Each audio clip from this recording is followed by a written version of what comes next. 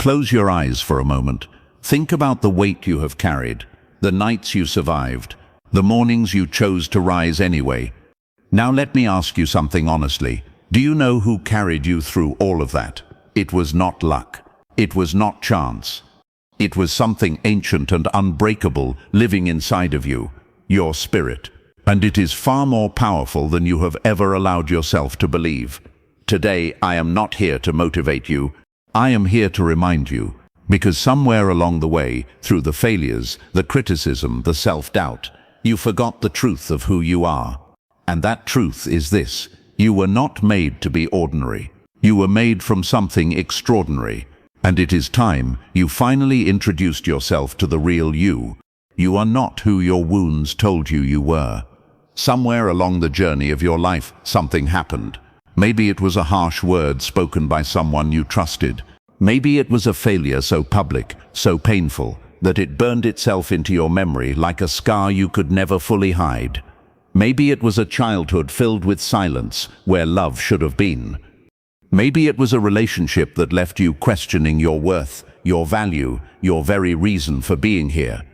And in those moments, those dark, quiet, crushing moments, a voice began to speak to you. Not loudly at first. It was subtle. It whispered things like asterisk, you are not enough. Asterisk, it said asterisk, you are too much. It told you that you were broken, that you were behind, that everyone else had something you would never have. And the most dangerous thing that happened was not the wound itself. The most dangerous thing was that you believed it. You started to build your identity around that pain.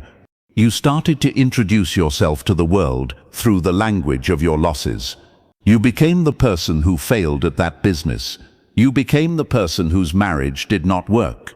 You became the person who was told they were not smart enough, not talented enough, not worthy enough to sit at certain tables. And slowly, without even realizing it, you stopped reaching. You stopped dreaming with the same fire you once had. You started to shrink yourself to fit into the narrow box that your pain had built around you. And you called it being realistic. You called it being humble. But the truth is, it was none of those things. It was simply you, living below the truth of who you actually are. Here is what nobody tells you about wounds. Wounds are not identity. Wounds are not destiny. A wound is something that happened asterisk to asterisk you. It is not something that asterisk defines asterisk you. When a tree is struck by lightning, it does not stop growing. It grows around the scar. It grows taller. It grows wider. Its roots go deeper into the earth precisely because it has survived something violent. The wound becomes part of its story, but it never becomes the whole story. And yet, as human beings, we do something the tree never does. We take our wounds and we place them at the center of everything. We let them narrate our future. We let them cast a shadow over every new opportunity, every new relationship, every new version of ourselves that is trying to emerge. Think about the beliefs you are carrying right now. Trace them back. Where did they come from? Who gave them to you? Was it a parent who was themselves carrying wounds they never healed? Was it a teacher who had long forgotten the weight their words could carry? Was it a society that profits from you believing you are less than? Because the moment you trace those beliefs back to their origin, you realize something powerful. None of them are yours. You did not come into this world believing you were not enough. You did not arrive here with shame already written into your bones. Those were borrowed beliefs, inherited pain, second-hand stories that you wore so long they started to feel like your own skin. And this is where the real work begins. Not in pretending the wounds did not happen, not in forcing a smile over a hurt that is still bleeding. The real work is in the separation, in learning to look at what happened to you and say, asterisk, this occurred, but this is not who I am.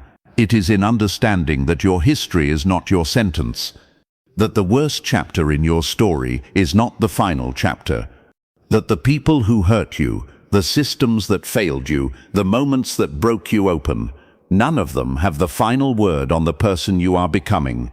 You were not born wounded. You were born whole.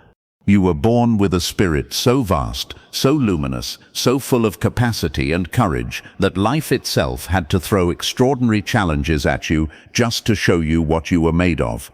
The wound was never the truth about you. Your spirit has already survived what your mind said was impossible.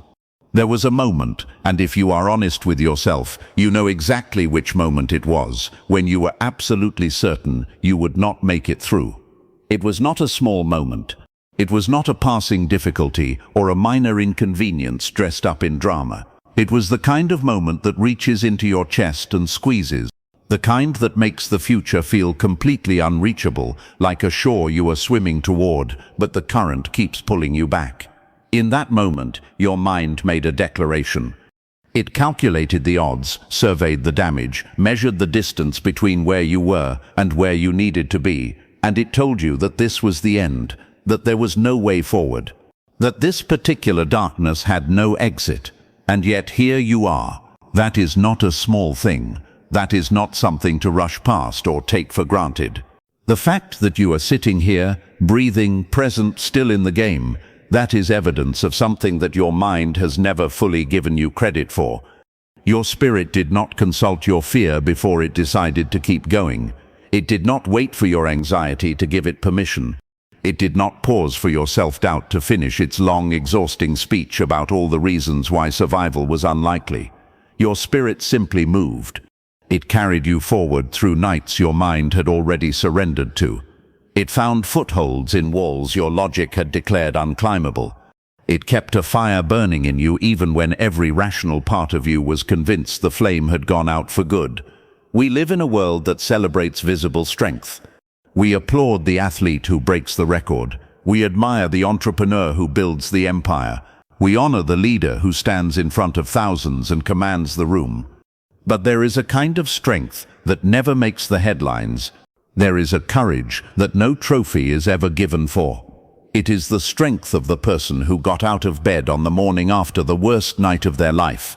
It is the courage of the parent who held everything together for their children even while privately falling apart.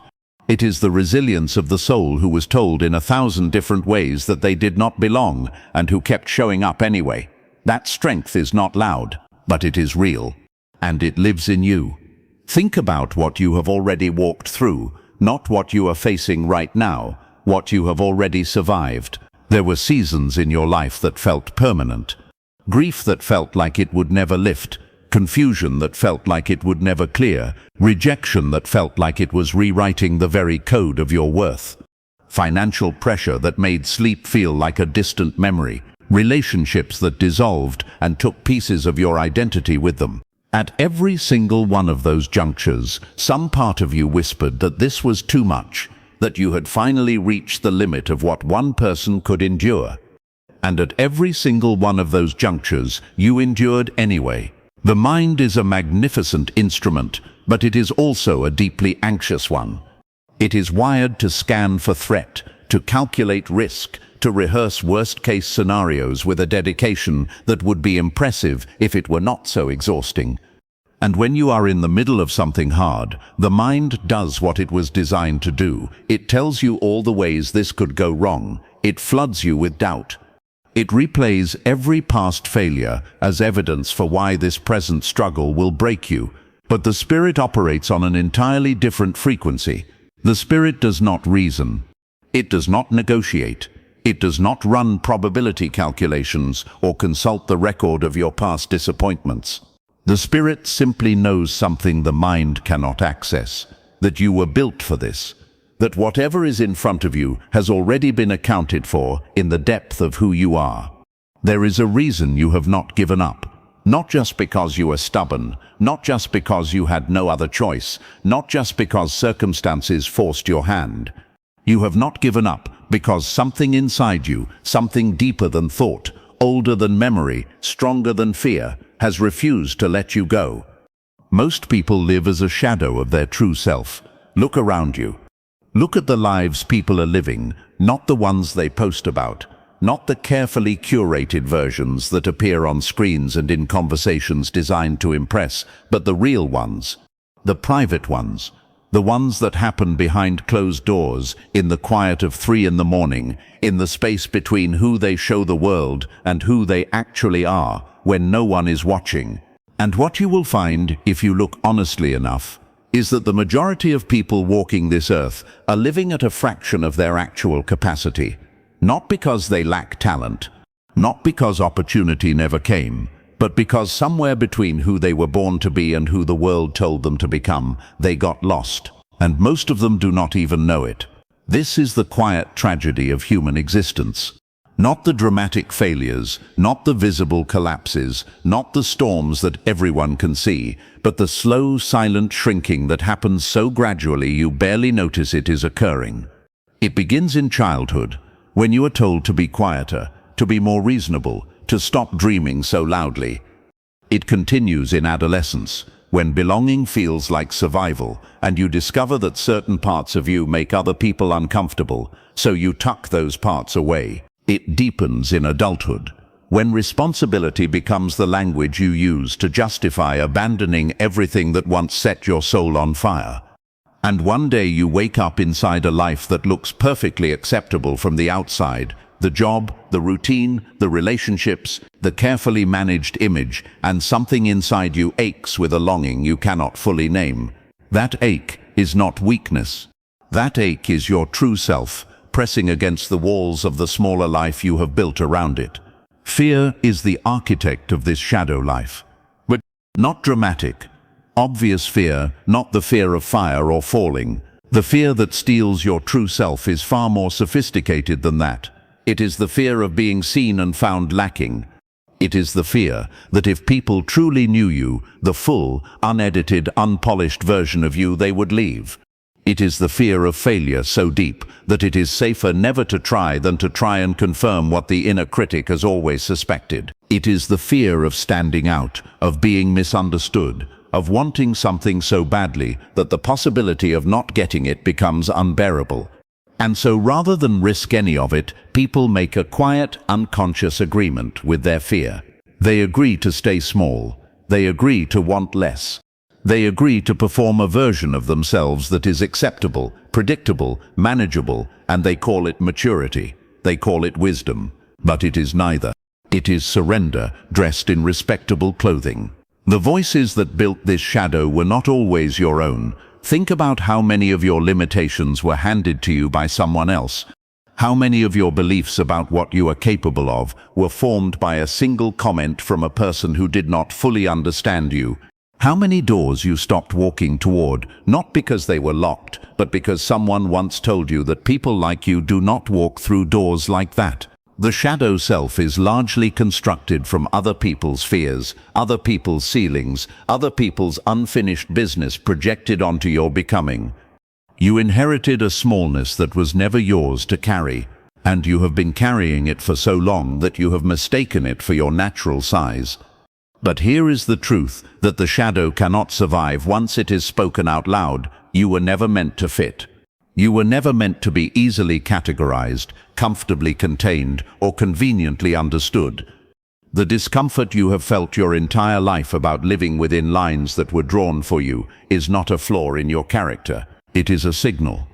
It is your spirit communicating in the only language loud enough to cut through the noise of conformity.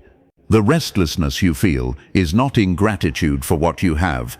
It is an invitation toward what you have not yet stepped into. The longing that lives in your chest is not there to torment you. It is there to direct you back toward the fullness of who you actually are, before the world got involved and started editing you down into something easier to digest. The shadow is not the truth about you. It is only what remains when you have been living in other people's light for too long, and this is that journey of rediscovering yourself, of reconnecting with your spirit once again. If what was said today ignited something inside you, moved something within you, reminded you of something you had forgotten, that was not a coincidence, that was a sign.